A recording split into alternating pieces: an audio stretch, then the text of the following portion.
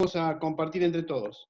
Recuerden que lo que veníamos viendo es que Rab Shaul está escribiéndole a una comunidad, todavía no sabemos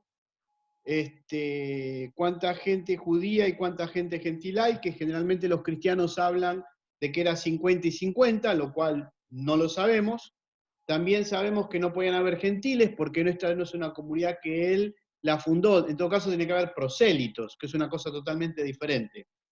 Y dentro de los prosélitos puede estar prosélito de justicia y prosélito de la puerta. Hasta ahí más o menos podemos ir entendiendo. Y él viene hablando, está haciendo una contraposición entre las enseñanzas rabínicas clásicas y la filosofía del occidente del imperio grecorromano. Hasta ahí vemos. Ahora vayamos al 1.18. A ver si podés leerlo, por favor, Leandro.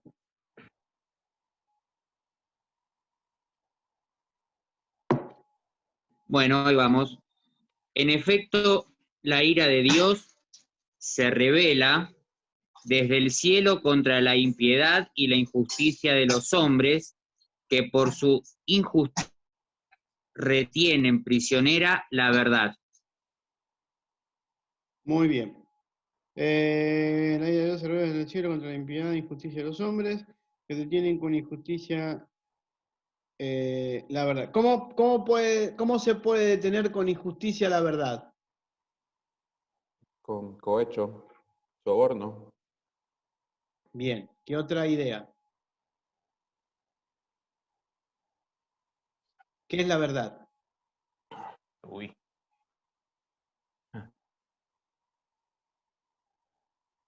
Dios, Dios. Dios La que Torá. reveló. Dios que reveló. Uy, la Torá, sus mandamientos. la Torá. Dios revela la Torá. ¿Cómo el hombre puede detener la manifestación de la Torá con injusticia? ¿Qué significa? Hilul Hashem, vaciar el nombre divino. Perfecto, exactamente eso.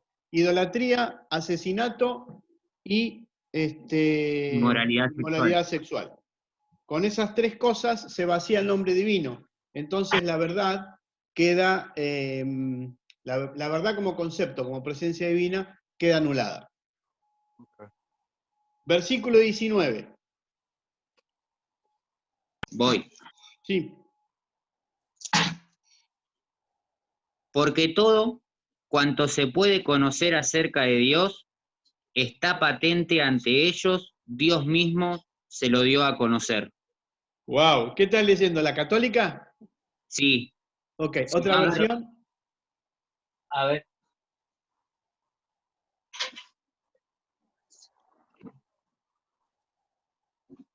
Juan, Hechos, Romanos. Ahí voy. 1, dijimos 19, ¿no? Sí, sí. Me explico. Lo que se puede conocer acerca de Dios es evidente para ellos, pues Él mismo se lo ha revelado. ¿Y esa qué versión es? La nueva versión internacional. Bien. ¿Alguna otra versión de este versículo? Reina Que no Valera. sea Tengo la la Reina Pellita. Valera. La Pellita, a ver. La Pellita, porque lo que de Dios puede ser conocido les es evidente, pues Dios se los hizo evidente. Bien. Bueno. De una u otra manera, ¿qué es lo que puede ser conocido de Dios? La Torá. ¿Qué más? La naturaleza. Sus La atributos. creación. Los atributos. Porque para el rabinismo, para el concepto judaico, Dios es incognoscible, no se lo puede conocer. Solo podemos conocer sus atributos.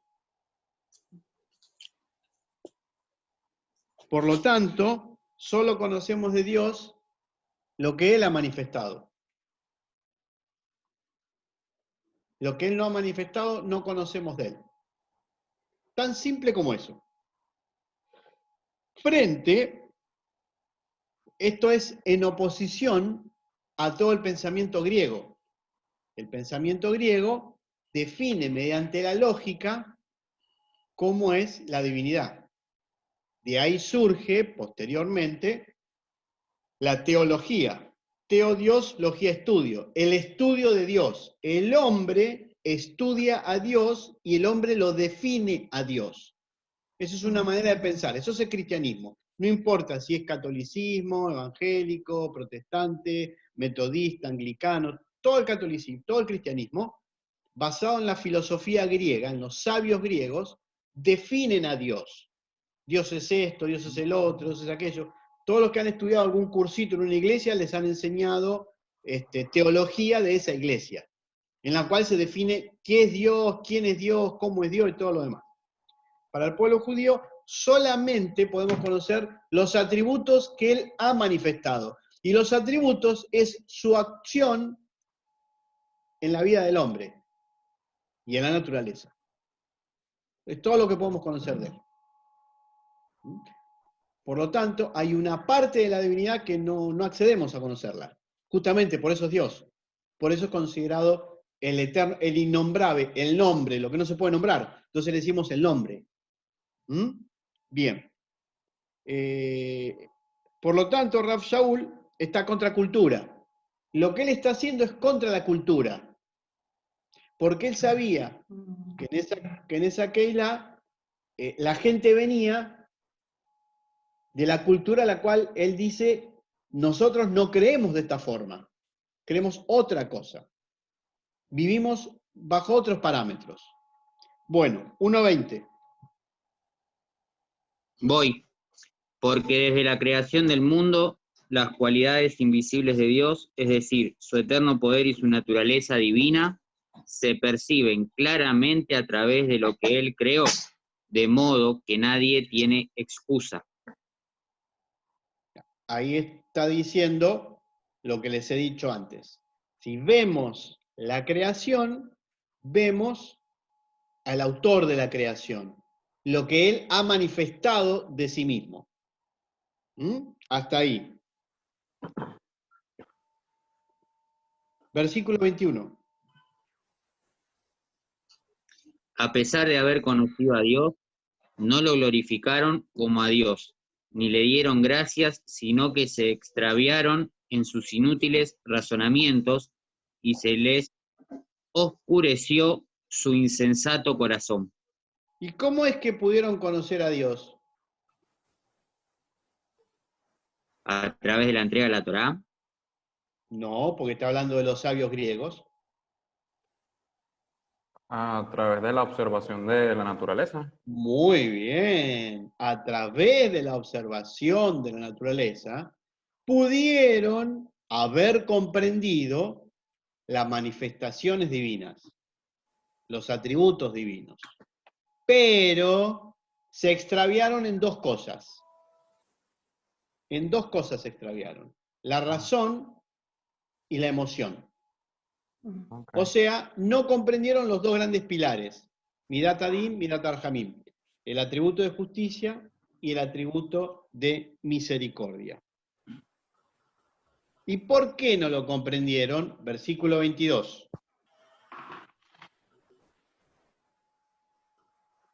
Aunque afirmaban ser sabios, se volvieron necios 23. y cambiaron la gloria de Dios inmortal por imágenes que eran réplicas del hombre mortal, de las aves, de los cuadrúpedos y de los reptiles. O sea, se hicieron sabios.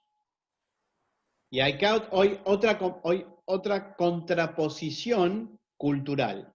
El sabio para el pueblo de Israel es el entendido de Torá, y el sabio para el pueblo griego es el que conoce a Dios. La misma palabra significa algo totalmente diferente. Y entonces, se hicieron conocedores de un supuesto Dios y le dieron a ese supuesto Dios semejanza de hombre, de ave, de cuadrúpedos y de reptiles. O sea, cometieron idolatría. A partir de un conocimiento, deformaron la esencia de ese mismo conocimiento. Eso es lo que está planteando Rav Shaul. Recordar las religiones, todos los cultos romanos o los cultos griegos, los dioses del Olimpo, etcétera, etcétera, etcétera, ¿no? Está clarísimo eso. Bueno. Versículo 24. Por eso Dios los entregó a los malos deseos de su corazón que conducen a la impureza sexual, de modo que degradaron sus cuerpos los unos con los otros. 25. Cambiaron la verdad de Dios por la mentira, adorando y sirviendo a los seres creados antes que al Creador, quien es bendito por siempre. Amén. Muy bien. Entonces, ese error de la sabiduría griega y de la concepción romana lo llevó a la idolatría y a la inmoralidad sexual. Ya estamos cerca de Hilul Hashem. Eran tres cosas, ¿se acuerdan? Idolatría, inmoralidad sexual y derramamiento de sangre o asesinato. La no comprensión o el no conocimiento de los atributos divinos o la deformación de los atributos divinos conllevan a vaciar el nombre divino en la creación. Eso es lo que está diciendo Rav Shaul. Eso es lo que hizo la cultura grecorromana. Mis queridos oyentes, lamentablemente, la religión occidental está basada en la cultura grecorromana. Y esas son las consecuencias. Por ejemplo, que los sacerdotes no se casen con mujeres y no tengan descendencia, que hay que ser pobre para estar cerca de Dios, las cruzadas, las bulas papales, la persecución si leías una Biblia, entonces aparece el protestantismo, después el reemplazo de Israel por el pueblo gentil. Son todas deformaciones, avalar las guerras, avalar la esclavitud mediante conceptos teológicos, son todas deformaciones del desconocimiento de los atributos divinos. Con la creencia de que conocían a Dios y por ende la voluntad divina. Bueno, el final del versículo 25, antes que el Creador, el cual es bendito por los siglos, amén. ¿Qué es eso? ¿Cómo es eso en hebreo? Baruch Hu Leolam Baed. Es rabínico esto. Es bien rabínico. Y pone, en la carta pone amén. Recuerden que amén no lo dice el que hace la oración, sino el que escucha la oración. ¿Sí? Bueno, esto es, o es un agregado de un salmo que cantaban, o una canción que cantaban donde estaba Rav Shaul escribiendo, o es el recuerdo del autor de la Midá, de las 18 bendiciones de la Midá. Para eso tienen que leer las 18 bendiciones y van a encontrar que Dios es el creador de todo. Y bendito eres tú, Adonai, nuestro Rey del Universo, Sheakol y de Baró, que has creado todo con tu palabra. ¿Estamos? Bueno. Versículo 26, ahora viene la deformación, hasta ahora vimos idolatría e inmoralidad sexual. Ahora viene la deformación completa del desconocimiento de qué son los atributos divinos. Versículos 26 y 27. Por tanto, Dios los entregó a pasiones vergonzosas. En efecto, las mujeres cambiaron las relaciones naturales por las que van contra la naturaleza.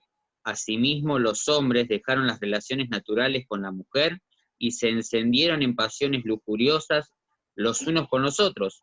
Hombres con hombres cometieron actos indecentes y en sí mismos recibieron el castigo que merecía su perversión. Bueno, ¿Cuáles son las relaciones en que las mujeres cambiaron el uso natural porque es contra naturaleza? ¿Y cuáles son las relaciones en que los hombres estuvieron con otros hombres? ¿A qué se refiere? Creo que el de las mujeres es mujeres con animales, una cosa Mujeres típica con de los animales. griegos. Y el de los hombres es con entre hombres. Hombres entre hombres. En la cultura griega, el amor más elevado es el amor entre los hombres. Ujú. Es un amor más elevado que el amor entre el hombre y la mujer. En la cultura griega. Están en las parashas de esta semana, en el Haremot están las prohibiciones, las leyes de prohibiciones sexuales. Quiere decir que la idolatría y la inmoralidad sexual nos llevan a la perversión de la divinidad, a lo que habíamos hablado, a cruzar las líneas de la naturaleza, de lo natural, del orden que Dios ha creado, y se produce la perversión. Esa es la perversión, salir de la normalidad. ¿Mm? O sea que masculino, masculino, femenino, femenino. Y si la mujer está con un animal, obviamente, y si el hombre está con un hombre, según lo que nos está diciendo acá Rav Shaul, es una perversión. Esto está avalado por la sociedad moderna actualmente. Pero bueno, cuando uno habla sobre esto, la contestación que se va a dar es que la sociedad anterior era una sociedad machista. Entonces ahora dejamos de ser una sociedad machista, entonces si vos lo sentís está todo bien. Estas son las contraposiciones.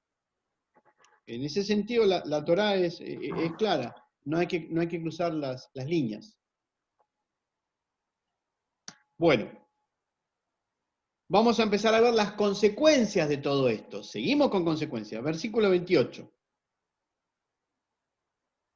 Además, como estimaron que no valía la pena tomar en cuenta el conocimiento de Dios, Él a su vez los entregó a la depravación mental para que hicieran lo que no debían hacer.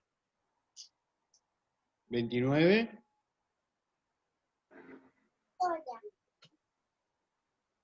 Se han 29. llenado de toda clase de maldad, perversidad, avaricia y depravación. Están repletos de envidia, homicidios, disensiones, engaño y malicia. Son chismosos. O sea, la idolatría y la inmoralidad sexual llevan al desarrollo máximo del Yetzer Hara, del impulso del mal. Y el desarrollo del impulso del mal nos lleva ¿a qué? A la injusticia social, a la violencia, al asesinato. O sea, Hilul Hashem. Versículo 30. Fíjense.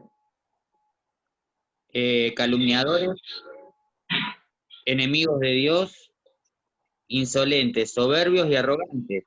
Se ingenian maldades, se rebelan contra sus padres. 31. Son insensatos, desleales, insensibles, despiadados. Despiadado, sí. La otra traducción es sin misericordia, pero está bien, sin piedad. Fíjense cómo Rav Shaul habla de los sabios griegos y de la forma de vivir de la cultura greco-romana.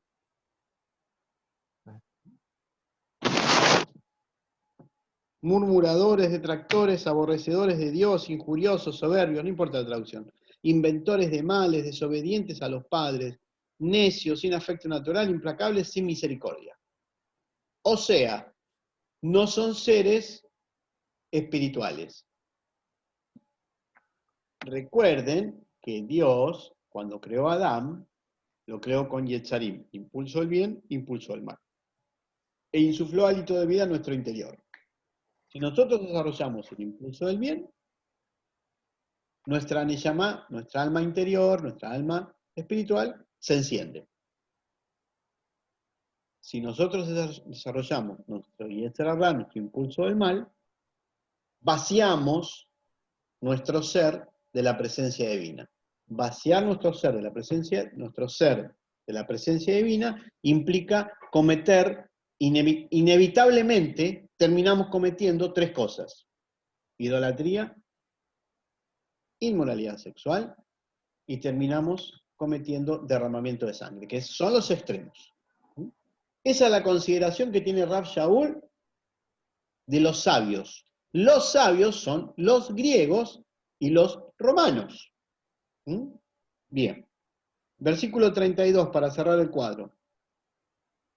Saben bien que según el justo decreto de Dios, quienes practican tales cosas merecen la muerte. Sin embargo, no solo siguen practicándolas, sino que incluso aprueban a quienes lo practican.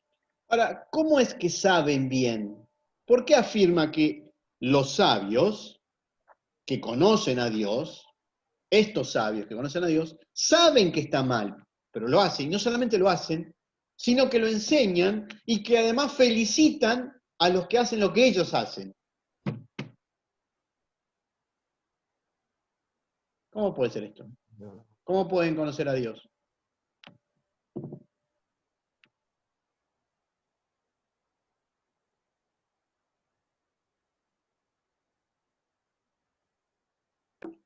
Se da el mismo ejemplo que, por ejemplo, Yitro, que era un sacerdote pagano, pero que así todo tenía un grado de conciencia de la divinidad. ¿Equivale eso a todo ser humano? Cerca. Cerca. ¿De qué está hablando Rav Shaul?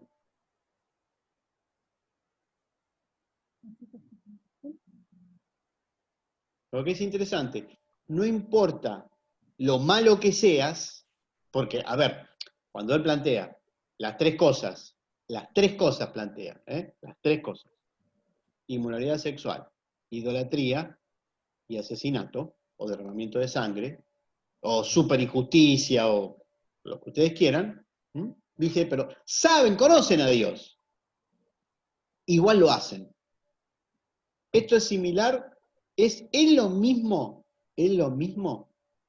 que el ladrón, que el asesino, que entra a tu casa, te pone un revólver, viola, mata, roba, no le importa nada, se va. Y Rav Shaul dice, pero saben que están haciendo mal. ¿Cómo van a saber que están haciendo mal y lo hacen?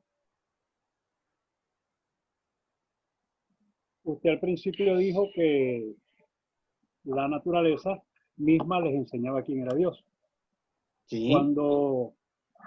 Cuando es hombre con mujer, es lo natural que existe. Cuando yo cambio eso, es algo que está contra naturaleza. Entonces, esa misma perversión es la que les hace saber a ellos de que lo están haciendo mal, pero que aún así lo siguen consintiendo. Sí. Pero quiere decir que, está bien lo que decís, pero ¿qué quiere decir? Que en el corazón está lo bueno y lo malo. Dios puso en nosotros que sabemos discernir entre el bien y entre el mal. ¿Es eso? Que todos tenemos conciencia, es eso. Todos tenemos conciencia. Por lo tanto, la voz de la conciencia nos está diciendo que eso no es lo correcto. Por ahí es lo que nos conviene, ese es otro tema. Me conviene, pero no es correcto. Si me conviene y no es correcto, es el impulso del mal. Les voy a dar un ejemplo. ¿Tengo tiempo? ¿Cuánto estamos con tiempo? Me perdí. Bueno, les voy a dar un ejemplo. Los Verstappen eran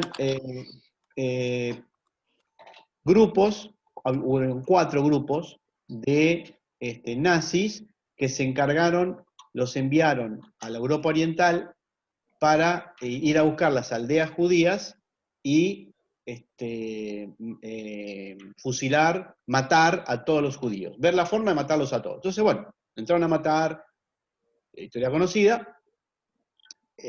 Antes de empezar con los envíos en los trenes y todo lo demás, iban a las aldeas, separaban a los judíos, nos ponían en fila, nos desnudaban, cavaban fosas y ahí mataban a 50 personas. Otras 50 personas se ponían arriba, los fusilaban. Después otras 50 personas. Así, por ahí se pasaban todo el día matando gente. Literalmente, una máquina de hacer chorizos. Y literalmente. La pregunta es, nivel de conciencia. ¿En mérito a qué los nazis podían cometer semejante esa acción? No importa, esa acción.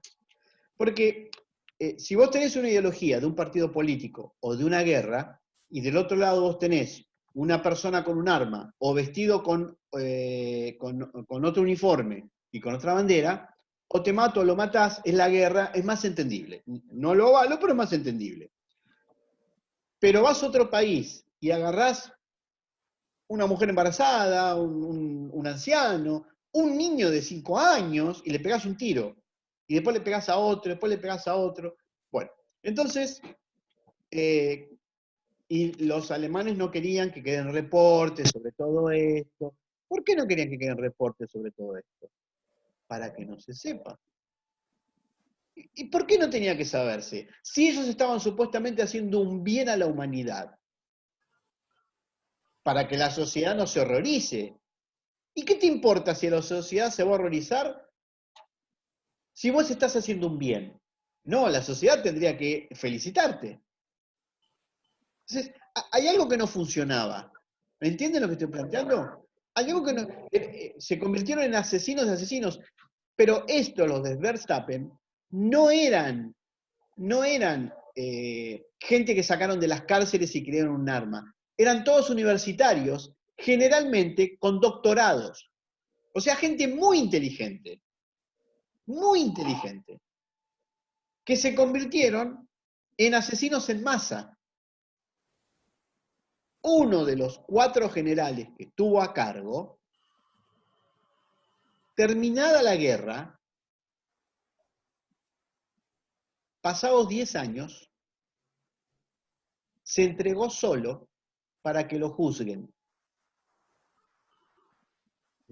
Porque su conciencia lo acusaba tanto que él consideraba que merecía ser castigado. ¿De dónde surge eso? Si cuando lo hizo, entonces habían 2 voces. Una voz que le decía, estás cumpliendo con un deber con la madre patria y con esto y con Hitler y todo lo demás, y otra voz le estaba diciendo, es una barbaridad lo que estás haciendo. Siempre están en disputa el Yetzer Hará y el Yetzer Tov. El Yetzer Hará va a escuchar al ego, lo que me conviene. Y si hay otro que también lo haga, porque también le conviene, entonces mi ego se siente más grande y se avala en que el otro también lo hace. Debe ser lo bueno. Y la otra parte, que es la voz divina. Lo correcto y lo incorrecto. Como decía Gabriela, y como dijo Leandro, y todos opinaron lo mismo, todos muy cerca, cuando Dios insufla hálito de vida en nuestro interior, Él nos pone algo en nuestro interior que es la Torá oral, la Torá celestial. Y ese es el parámetro que tiene toda la humanidad. No importa si conoces la Biblia o no conoces la Biblia. La palabra Torá significa enseñanza. Hay algo que Dios ha grabado en el universo, en el éter, en el aire, dentro nuestro, donde ustedes quieran, no importa ahora, que se convierte en lo que es y debe ser, y en la mentira que nosotros queremos crear para avalar lo que nosotros queremos que sea.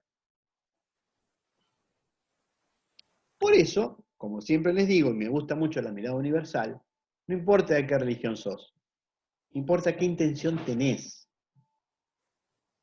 Porque podés llegar a ser el idólatra más grande de todos y adorar 50 fuerzas distintas, pero va a haber un momento en tu crecimiento que vas a decir que hay una fuerza que combina todas las fuerzas. Ya está. Llegaste a entender.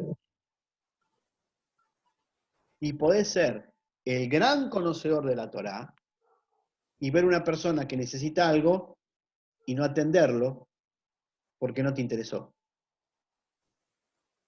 Ah, ¿Entienden? sí. Bien.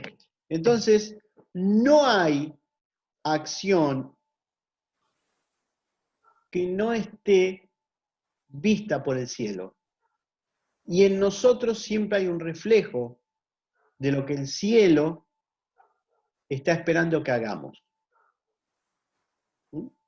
Ramiro, ¿puedo plantear una sí. pregunta? Disculpe.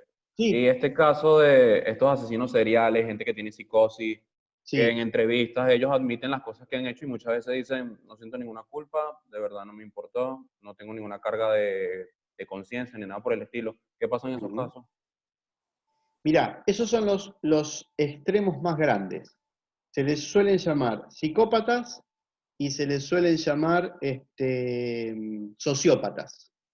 ¿Sí?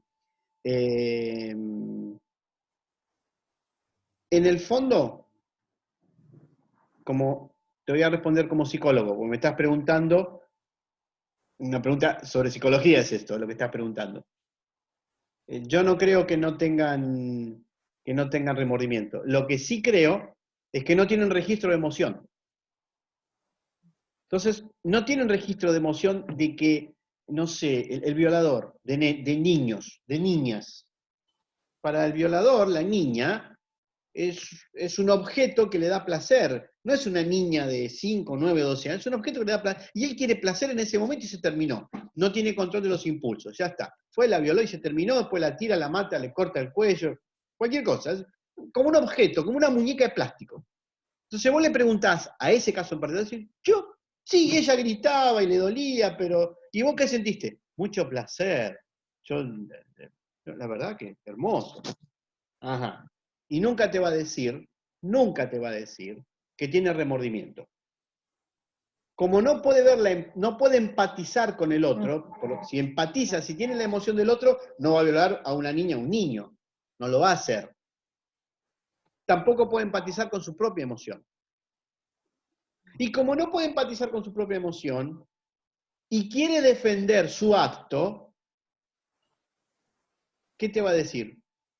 Él en realidad, vos tenés que demostrarle que él lo hizo. O sea, vos tenés la carga de demostrar de que el tipo es lo que es. Él se lava las manos.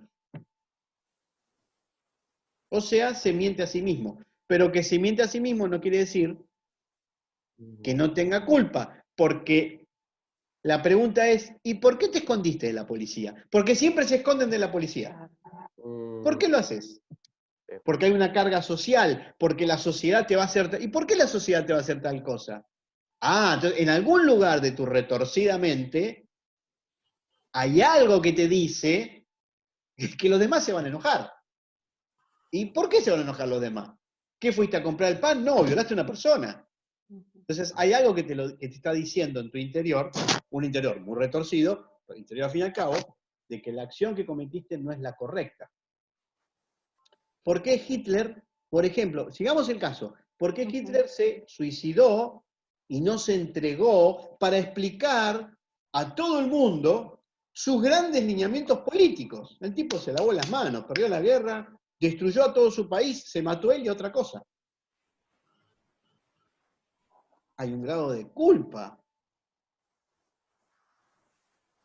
que la persona no lo quiera reconocer porque frente al otro quiere pararse como que él no tiene mancha, es una cosa. Pero por algo se esconde, por algo evita. ¿Entienden?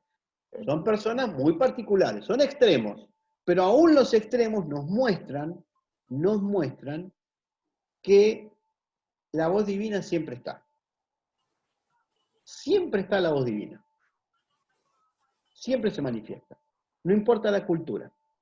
En este caso, Rab Shaul está combatiendo el concepto de conciencia de divinidad que tenía la cultura grecorromana en Roma, justamente una comunidad en Roma, respecto a la conciencia que tiene el seguidor de la Torá. que son conciencias diferentes. El seguidor de la Torá tiene conciencia de error a partir de lo que Dios pide que vivamos en sociedad, lo que leímos hoy a la mañana. Acuérdense que la Torá no es una religión, es una forma de vida que nos acerca al proyecto divino de creación, etcétera, etcétera, etcétera. Mientras que la concepción de la sociedad occidental para Rav Shaul es una concepción que va a la perversión de lo que Dios ha creado. Hasta acá, eso es lo que podemos leer. Después iremos viendo más adelante qué otra cosa va a aparecer. Bueno, vamos a cerrar acá. 1.32. Cerramos con el capítulo 1 completo. Próximo sábado vamos a hacer capítulo 2. Tenemos 2 minutos. Quiero escuchar sus opiniones. ¿Quién quiere opinar sobre qué le pareció la clase? Después vemos el resto. ¿Quién opina? Sí, a mí lo que por ahí me resulta, cuando usted manda a que nosotros veamos los comentarios, todos son comentarios desde una mirada griega. Cristiana. Justamente, cristiana, a propósito. sí. Bueno, pero es a propósito. Tienen que tener en fresco, todo lo que les ha imbuido la sociedad occidental para después escucharme. Ah, Para hacer las comparaciones. Entonces ahí les hace... claro. Es a propósito. Ahí nos pegamos contra la pared, Rabino. Me encanta. Ahí se aprende. Ahí es cuando se aprende. Ahí es cuando se cruzan las cosas, es cuando uno aprende. Rabino, ¿Qué otra cosa más? Y el rabino se divierte. Es así. ¿Qué decías, Adelso? Ajá, preguntaba, ¿hay que tener cierto conocimiento de cultura griega para entender esta carta? Sí, para leer esta carta hay que conocer la filosofía griega, justamente. Para leer todas las cartas de Pablo hay que tener muy presente a Platón, a Aristóteles y al estoicismo. Lean esas 3 cosas un poquito, un bosquejo general, y van a entender las reacciones de Rav Shaul. Y después vamos a encontrar, se corta, vamos a encontrar un montón de versículos añadidos y de razonamientos que jamás pudieron haber sido de un rabino. Pero vamos a ir avanzando despacito. Y después vamos a hacer comparaciones con lo que piensa el cristianismo y van a encontrar una